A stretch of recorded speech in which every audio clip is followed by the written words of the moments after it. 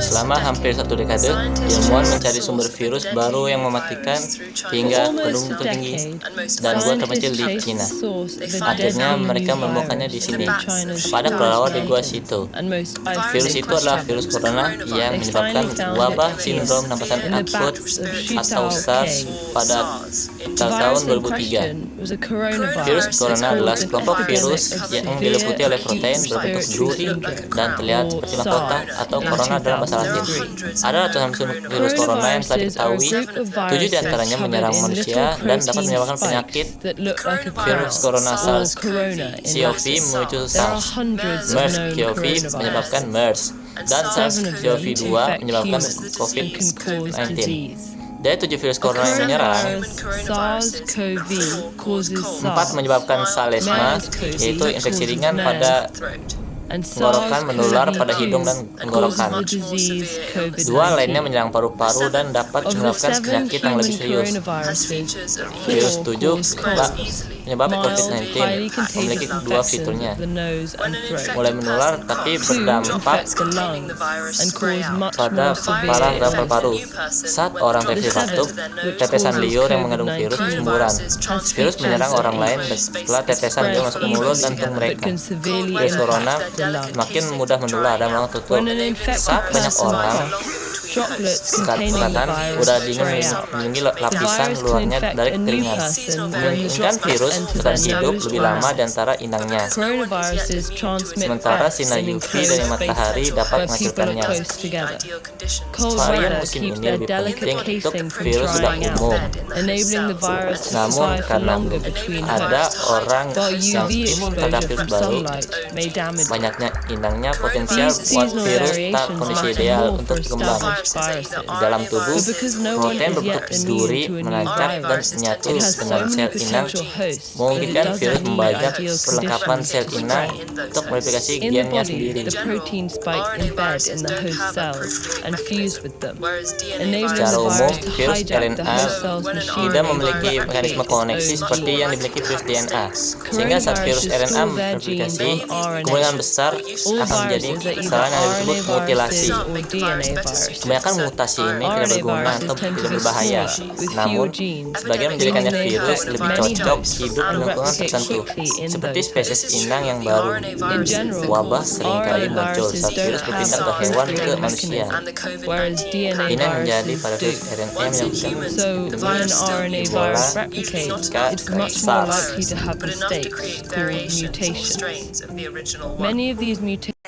Apa itu bangsa? What is a nation? Upaya untuk mendefinisikan bangsa sebagai sebuah konsep politik sudah ada sejak tahun 1882, ketika seorang filsuf dan sejarawan Prancis, Ernest Renan, menerbitkan esainya yang berjudul Apa itu Bangsa. Dalam esai ini, Renan mendefinisikan bangsa sebagai sebuah solidaritas berskala besar yang dibentuk oleh perasaan, pengorbanan, dan yang melakukan masa lalu dan kesiapan untuk melakukannya masa depan. Hal ini menjelaskan mengapa Renan percaya bahwa jika kita ingin membayangkan bangsa sebagai sesuatu yang baik dan layak untuk dikorbankan, kita harus menyadari bahwa hal itu tentu memerlukan proses melupakan.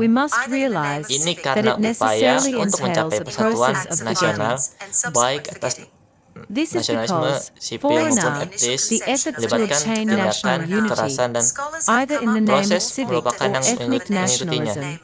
Involve acts of violence and subsequent forgetting.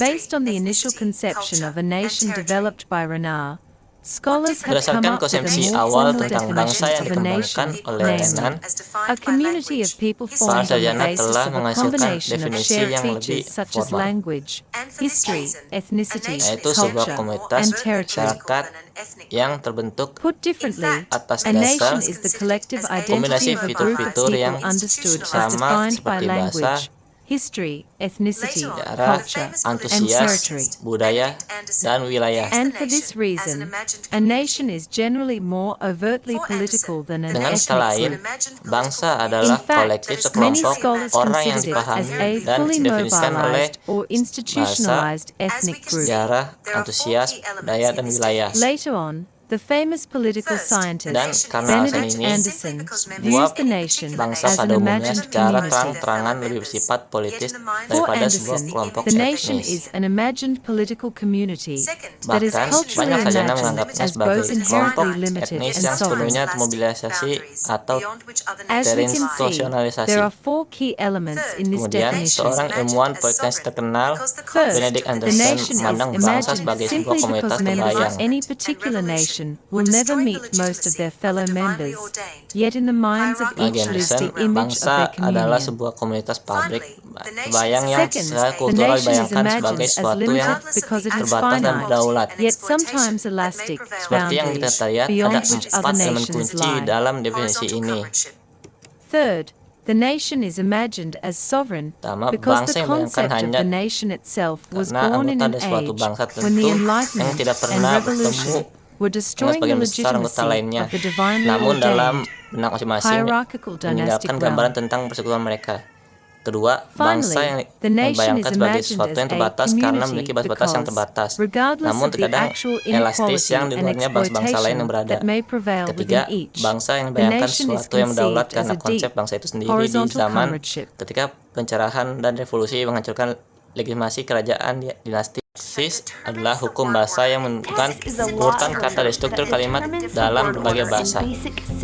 Setiap bahasa memiliki sintaksis khusus yang memberitahu pembicara dan mendengar bagian kalimat mana yang harus dilakukan untuk membantu mereka memahami apa yang dikatakan.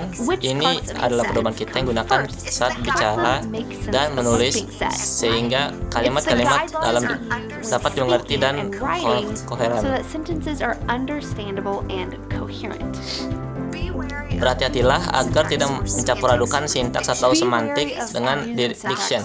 Keduanya merupakan tulang punggung konstruksi kalimat. Jadi, mari kita uraikan definisi ini. Sintaksis, seperti yang baru saja kita sebutkan, adalah urutan kata-kata dalam sebuah kalimat.